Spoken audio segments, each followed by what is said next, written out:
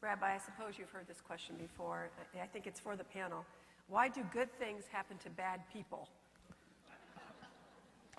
Why do bad people get away with murder? I have lost track of how many people have urged me to write a book by that title. And my response is, who would buy it? Who would you give it as a present to?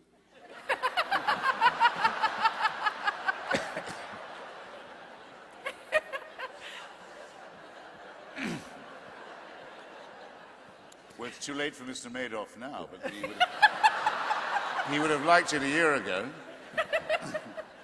I would say bottom line is, yeah, it's a very disturbing phenomenon.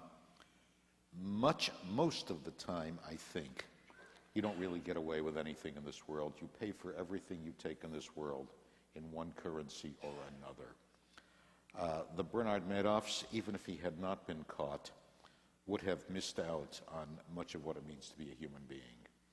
The guy who cheats on his wife and doesn't get caught and thinks he's really clever and he's pulled it off will never know what it really feels like to invest all of your love in a single relationship. You pay for everything you take in life in one currency or another, and sometimes when the bill comes due, you go back and wish you'd played it differently. Professor, do you have any thoughts on that? Yeah.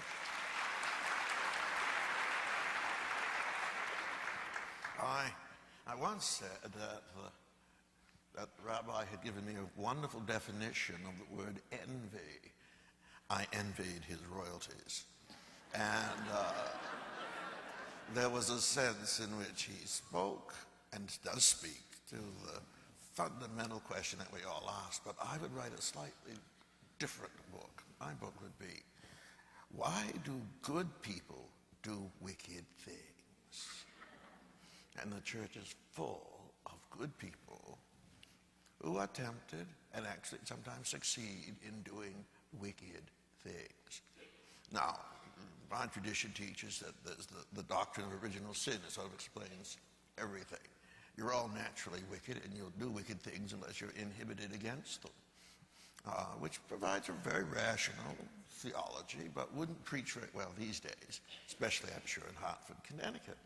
But the fact of the matter is, the greater question for me is people who want to do the right thing, want to be thought of as good and virtuous, often end up doing terrible things. And I think of St. Paul's famous line, the good that I would do, that I do not, and that which I would not do, that I do. That's the human and the moral dilemma. And it seems to me that's the task to which, confession, forgiveness, amendment of life, all of that is directed towards. So that would be my take, but I don't think my book would do as well as Rabbi's book. Do you want to add anything? Yeah. There are things that a morally normal, even a very morally average or mediocre person would not, unprompted, do. For example, hold down their daughter at the age of 6, tear off her underwear, and cut her genitalia with a sharp stone. They wouldn't do that if they didn't think God was telling them to do it, or the mullahs, or if it's a boy, the rabbis weren't telling them to do it. One of the reasons why I have the lurid subtitle I do of my book, that Religion is a Poison, is that it makes ordinary moral people, compels them, forces them, in some cases orders them, to do disgusting, wicked, unforgivable things. There's no expiation for the generations of misery and suffering that religion has inflicted in this way and continues to inflict, and I still haven't heard enough apology for it. Rabbi, you want to do that? Christopher, I've got to call you down on referring to circumcision as genital mutilation. My son cried more at his first haircut than he did at his bris. And statistically... You weren't doing it right then. Statistically, the only long-term effect that it seems to have on people is it increases their chances of winning a Nobel Prize.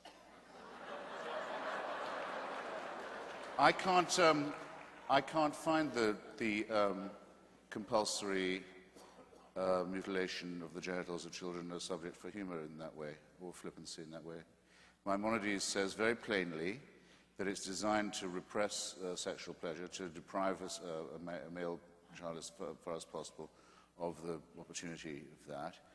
The full excision, not just the snip or the full mandatory covenant is fantastically painful, leads to trauma, leads to the dulling of the sexual relationship, and can be in itself life-threatening at that moment. We have the records, I can show them to you, of hundreds and hundreds and hundreds in the United States, boy babies who've died or had life-threatening infections as a result of this disgusting practice. That a person as humane as yourself can sit here and think of that as a fit subject for humor shows what I mean. Religion makes morally normal people say and do disgusting and wicked things, and you've just proved my point for me. Shame on you for saying what you just said. Shame on you for saying it about your own son, my God. Let's move on. Yes, let's. What next? Cutting the labia of little girls. At least Judaism doesn't do that. This is a question. What if a Muslim was to say to you just now, my little girl cried more at her first haircut than when I cut off her clitoris? What would you think of me if I was to say such a disgusting thing? Well, remember, we are not talking about detail here. We're talking about whether religion makes people behave better or not. let's And give the rabbi a chance. I wanted to move on, but let's give the rabbi a chance to respond to what you said, because it got pretty personal here. So, Again, my experience in my own son, my own grandson, hundreds of congregants, has been that it's not nothing like what you're talking about, and that for whatever reason that this has become an issue for you, I just think is excessive. What do you mean by that? Oh, What do you mean by that? That I'm more There's personally... an undertone of innuendo to this. Let's bring it on. No, there's no innuendo there. What I'm saying is, Sure. you know, I've lived through this personally, and... You've inflicted it, is what you're saying. I've been what? You've inflicted it, or officiated at it, is what you're saying, isn't it? Well, officiated, yes. Inflicted, no. Forget Maimonides. Maimonides has his hang-ups about I should that. forget Maimonides. Since when do you say that? Because on issues of sexuality, Maimonides has some very medieval ideas. I ran across the line in your book that Orthodox Jews have sex through a hole in a bed sheet.